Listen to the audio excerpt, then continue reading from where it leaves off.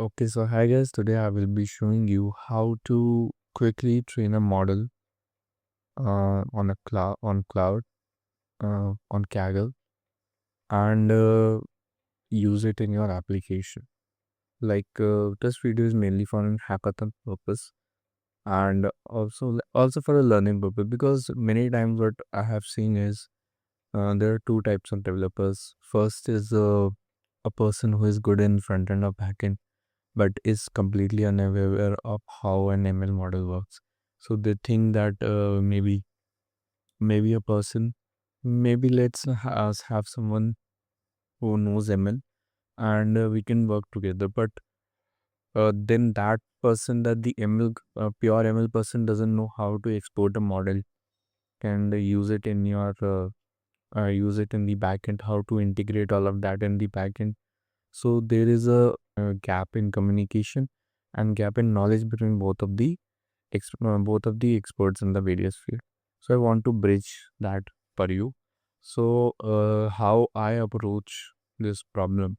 So what I do is basically for the model training purpose, I use Kaggle. So why Kaggle and why not collab a notebook or my PC itself? So let me tell you my specs. My current laptop is a M4 24 GB 512 GB 24 GB RAM and 512 GB SSD. And yeah, it can train models on it and comes with a 10 core GPU.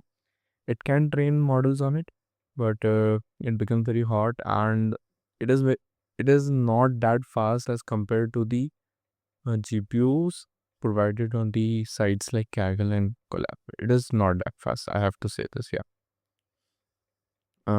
Moreover, you have to do a lot of optimization, beat the workers and beat the workers and the batch size and all to efficiently utilize your RAM.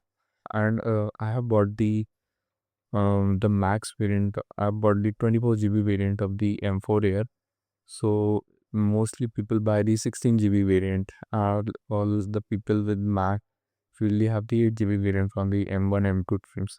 So so that much RAM is very less. And usually, if not Mac, you have the gaming laptops. We usually has very less VRAM. It is usually 8 GB VRAM, so it is not useful at all for GPU purpose task. So according to me, in my opinion, I think utilizing a cloud CPU is very much efficient. Either rent it from your college or use Kaggle. It is best. Why Kaggle and why not no?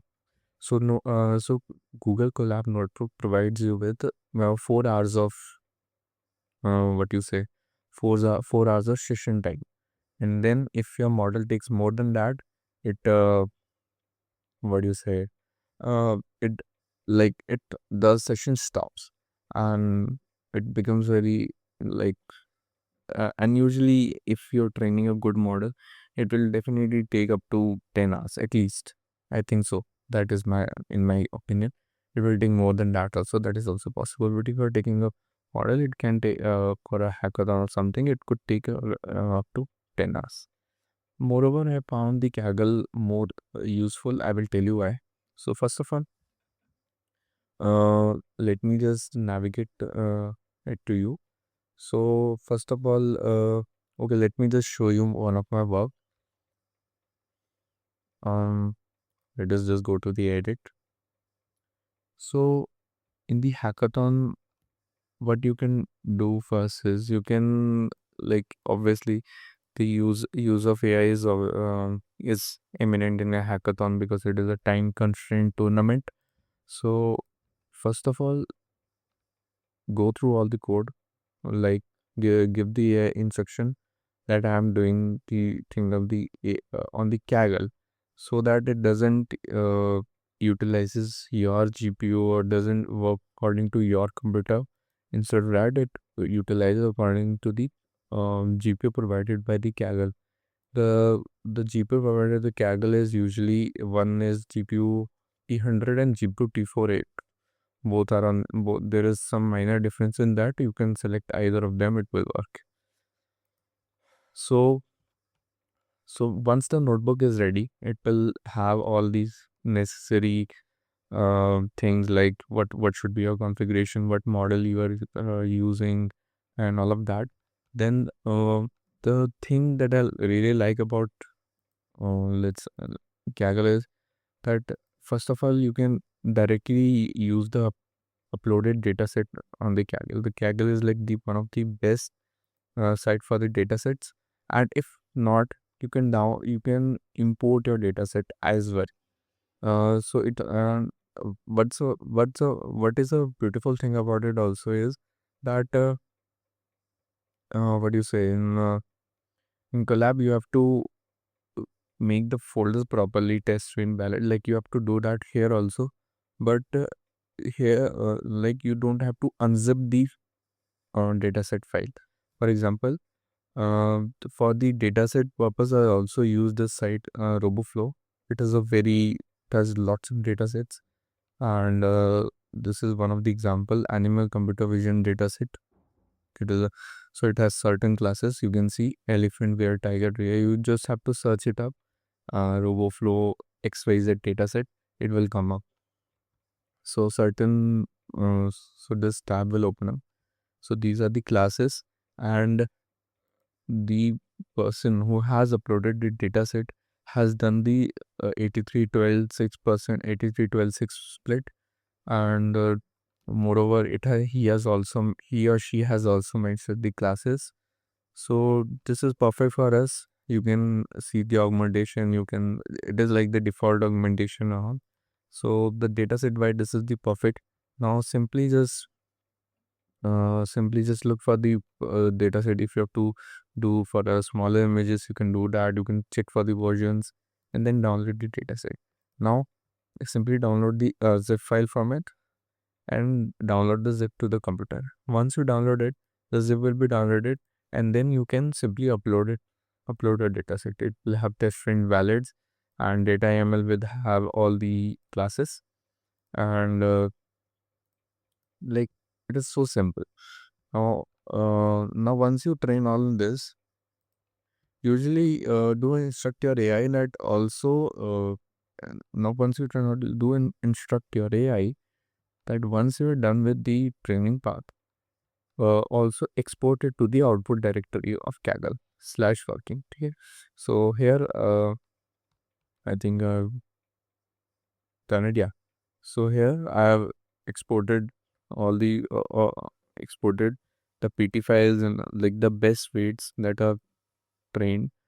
Key PT files in the ONNX file, and also in the PTH files in the Kaggle /working, and here and once we go to the output section, you can see these are the RT models. So these are the models that you have to be that after the training you have to download it and keep it in your file. Now how to integrate it? Now it is just simple. Once this .pt file and these .onl files is done, is downloaded, you can simply use it for the inference, and it will be available to use as an offline thing also. You can also host it. I don't know if maybe I will upload a video how to host an ML model and all of that. But on render or even in Versal also, I think you can upload your models and host it. But using render is a more suitable thing to do. Now here is a code I'm utilizing. I was doing a wildlife detection thing, and also integrating a what do you say STMP protocol in it. So that's a different thing. So as you can say, this is basic configuration, and this is a helper box for annotation. On the front end, basically, I'm detecting the animal. Along with that, I'm also showing the confidence score and all. So as you can see, the model path is there, and model path is basically the best .pt. This file which I downloaded from the Kaggle. So by using this only, your whole thing will be done. You can also, instead of making a front end or back end type of thing, you can simply ask the AI to make a, what do you say, make a notebook for you to do the inferencing, and also to show the metrics, so to like confidence score and all, to show the model metrics and all. So that can be done. So this is how you can train a model first of all, and then utilize it in your application.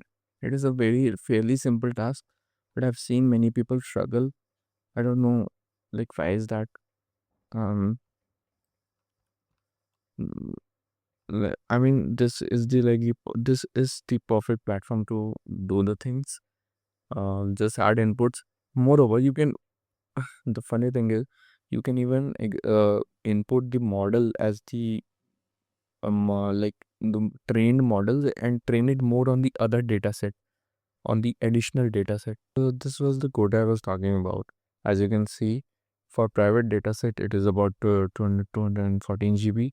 For private models it is about 214 GB. Again, it is more than enough to train any kind of data set, any kind of model. And 30 hours of it should be weekly.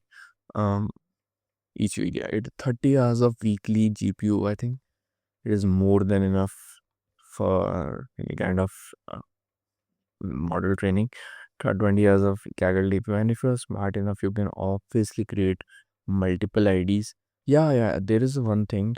I think there is a one thing. Hopefully, I attended expo. One thing. You have to do one thing here. For every ID before using the GPU, you have to do the phone verification. Now that is really important. Like really important. I mean, that is a mandate step to utilize GPU or TPU or the Kaggle. So having multiple SIM or having your friend's phone number might help you in this case. Um, this is not necessary. I don't know. I tried doing this identity verification. I think it takes your face or something, but it didn't work. I don't know what happened. But phone verification is the only thing that is needed.